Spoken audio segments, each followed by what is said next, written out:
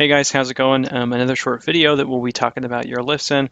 We will go over the deadlift, then we'll do the pressing motions, and then the squat. Then we'll talk about what we're going to be doing for programming, and then a little bit going forward. So first things first, for my future sanity, if you guys could get these in landscape, that would be absolutely wonderful. That way that we could actually, I could do these full screen and portrait. And it's a little bit of a mess to do full screen, especially if I'm doing two of them at the same time. And there's a little bit of a quality disparity between Zach's videos and then Ryan's.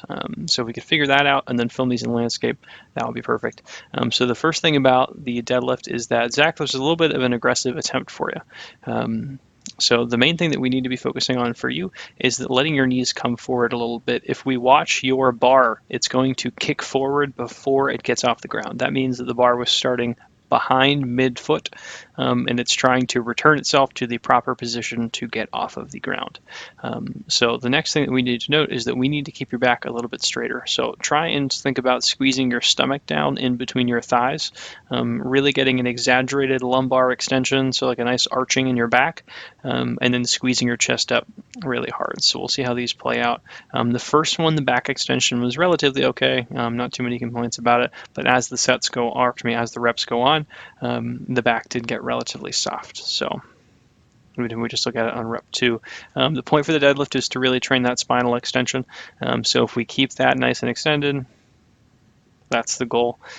So just make sure, again, we're coaching each other to squeeze the chest up, push the stomach down, and then let your knees come forward. Ryan, it's going to be a slightly different set of cues for you because you guys are, pretty obviously built a little bit differently. So we'll go over to yours now. Ryan, the first thing to note is that your toe angle is a little bit severe. So if you can bring your toes in, this is basically where I would want to see them on the squat, not for the deadlift. So if we could physically bring your toes in a little bit, that would be great. The next thing is that I'm going to need you to, again, push your stomach down through in the movement, and I need you to stay in your knees a little bit longer. So for Zach, his problem is the bar was behind midfoot. Your problem is that you're extending your knees too early, and then the bar is kind of floating off of your thigh earlier than it needs to be. Now, it should be in contact with your leg the entire time. So the first thing I need you to think about is, instead of pulling it off the ground with your back, pushing it away from the ground with your legs. So think about leg pressing the ground away and then keeping your shoulders over the bar, and then hopefully that will solve some of the problems. The other real quick thing is that I would like you guys to not look in the mirror. So if you guys could turn around and just look somewhere on the ground, maybe 15, 20 feet out in front of you, that'd be great. So I'll pull up some bench pressing videos here real quick. Okay, so the big thing that we need to note for the bench press is that we need to get a solid arch going on. Okay, so we'll get Ryan's. Now, Ryan, your arch was relatively good on this. I think you remember that pretty well. On that 175 or maybe it was 185 attempt that you took out where your shoulder acted a little funny, your shoulders weren't packed out, weren't packed back. So presumably that caused something to feel a little bit weird.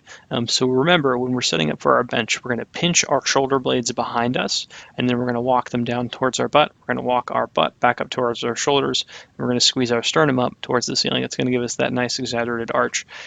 Zach, your bench was way harder than it needed to be just because your chest was perfectly flat. So to give you an example of what I am talking about here, this gentleman has a really great arch going on. He has a bigger stomach, so of course, visually we can see it more. But the fact of the matter is that his shoulder blades are being pinched behind him and then walked down towards his butt, and his butt is being tensed up and then being walked back up towards his shoulders, so he's getting this nice arch. That way when he's pressing, the bar's coming down to right here, and then they can press it back up. So if you guys could attempt to mimic this position and remember to drive your legs through the ground, that'd be great. That'll solve most of your problems, Zach. And then for Ryan, I think your grip is actually a little bit too narrow right now. Zach, I think your grip was a little bit too wide. So how we're going to measure it is basically one's thumb's width out from the smooth portion of the bar. So if you put your thumb right on the intersection between the smooth part and the knurling, one thumb's width out from that, it's generally a pretty good method of finding your good grip width. What we're looking for, and you guys can see this on each other real time, is at the bottom position of the bench, so when the bar is on the chest. So right there. From this person's viewpoint, you should be able to see if that person's forearms are vertical. If they are cambered out, the grip is going to be too wide. If they are cambered in, the grip is going to be too narrow. So check that on each other. I'll be able to tell if you guys get a landscape video at a slightly better angle, but if you guys are right there, you can also say that as well. And then for Zach, for you, your chest was just really flat the entire time. So this is the major thing that we need to coach you through is keeping your chest up, keeping the arch supported. Now as for spotting, as a general rule, the spotter should not be touching the bar during the rep or hands even floating near it. So what would happen is that if, let's say if we're at, about this position right here, and then Ryan's hands are under the bar, and then Zach drops the bar very quickly. Ryan's hands are going to be pinned under the bar, and then Ryan is going to fall forward. So now Zach not only has to deal with the bar falling on top of him, he has to deal with another person as well, which tends to make things a little bit worse. So the spotter should be active and present, so hands not necessarily relaxed, but ready to go to take the bar, only whenever the bar starts going back down. The person who is bench pressing shouldn't just give up and then completely start pressing the bar and having it, dead flop onto their chest. They should continue to fight the entire time. And I'll send a video on how to spot the bench press as well, but just make sure that your hands aren't hovering on it, because that's a good way to have a two-person accident on a one-person exercise. So we'll play through the rest of this. And then just like with the overhead press, we need to be keeping those wrists straight. But again, we'll figure that out more as we get some more practice going on. So that was pretty much okay. But again, we'll just get our arches fixed, and then that should solve most of the problems. So shoulder blades behind us, chest in front of us. Squeeze your chest up towards the ceiling, walk your butt back up towards your shoulder blades. I'm going to pull up some squatting videos now. So the main thing that we need to get over for the squat is it okay to lean over? It's totally okay to lean over. Right now, everybody's chests were really vertical.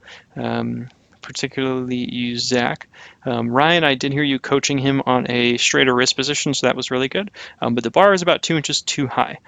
So the landmark for the bar, so if you can go ahead and just right now and then reach behind your shoulder, over the top, right near your trap. On the back side, you're going to feel this horizontal bony ridge. That's going to be the spine of your scapula. The bar is supposed to be sitting directly below that. So right now, Zach, you have the bar right in the middle of your trapezius, about 2 inches too high. So we need to scoot that bar down, and then that's going to let us lean over. Outside of that, your stance was a little bit too narrow. We need to widen that up by about 3-4 inches, and then shove our knees out to the side. So you're doing a very knee dominant squat right now. So if we'll stop at about right there, we're about 1 frame forward of depth. So this is your depth right now. You're coming up onto your toes, your knees are really far forward, and you're about 3-4 inches high of depth. So the way that we like to teach the squat is going to be a relatively more hip dominant squat as opposed to a knee dominant squat, and relatively leaned over. So if this is where the spine of his scapula would be, the bar would be sitting right behind that. This is the barbell right here. This is the gravity vector of the barbell. So if we'll note that his back angle and in turn his hip angle are relatively, I'd probably say wager between, like 40, 45-ish degrees. The goal here is that we're putting most of the work onto the hips rather than onto the knees. And we're going to achieve that by sending our hips farther backwards and leaning our torsos over. So to do that successfully and not to have our back and our head collapse, we need to fight to squeeze our chest up just like in the bench press, and then just like in the deadlift. And we're going to keep a neutral spine just like everything else, or a neutral cervical spine just like everything else for our head position. And we'll see that come into play, Ryan, in your video in just a second. So Zach, your knees were coming forward really far, probably about right here, 3-4 inches over your toes. That's going to put not necessarily a bad amount of stress on the knees, but it's going to put a lot of the load onto the knee rather than to the stronger, larger muscles of the hip. Okay, so we're trying to use those guys rather than the knee itself, or just the knee. So make sure that we're going to be leaning over, sending our hips back, and then we'll fix the bar position. That should make that very comfortable for you. And then for Ryan, a bit of a bastardized low bar squat. A bit of a long video here. Okay, here we go. Okay, so Ryan, your bar position was good. You did a good job at keeping thoracic extension. The first thing that was going on is that your head position, you were still looking in the mirror, checking yourself out for the first, I want to say, rep and a half.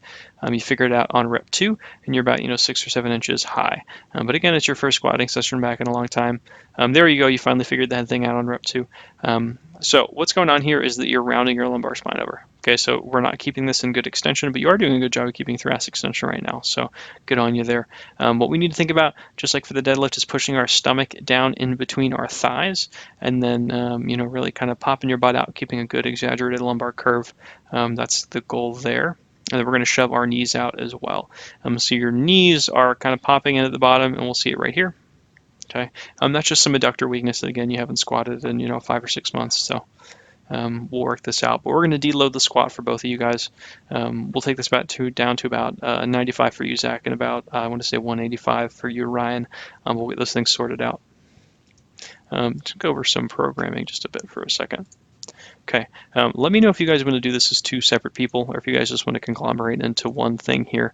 But for Ryan, I'm going to continue to use the RPE scale and system for you so we can communicate that way since you have a little bit of a different demands. And then you'll basically be in charge of seeing Zach's lifts in person and then making the kind of the on-the-court calls and whether or not something is a bit of an irresponsible load. So if something does look like an RPE 10, bone-on-bone grinder for him, feel free to modulate that just as much as something looks ridiculously easy, and the form looks like something I would say is okay. So for your squat, we'll do a 3x5 at 185, 3x5 at 155 for your bench. We'll do 2x5 at 225, and I'm being specific here for about an at and a 7, so this means you can do a pretty easy to medium effort, 3 more reps left in the tank. And then for your pull-ups on that assisted pull-up machine, if you could use the neutral hammer grips, so the ones that just stick straight out as opposed to the overhand ones, and then keep that to an RPE 8. So the 3x5 with 40 pounds of assistance, that was a little bit too easy. In RPE 7, I want to take these up into intensity so we can get you doing free hanging chin-ups sooner than later. And then for Zach, we'll do your 3x5 at 95, 3x5 at 135 for your bench, and then a 2x5 at 185 for your deadlift. And then I'm not entirely sure if you can do unassisted bodyweight chin-ups, but if you can, and again, palms supinated, so palms up towards the ceiling, palms facing you, do 3 sets of failure on those, and then note your reps. If you guys have any questions about anything, let me know, but get some videos definitely in landscape, and then send those over. I will post this in the group message for you. Thanks for watching, guys.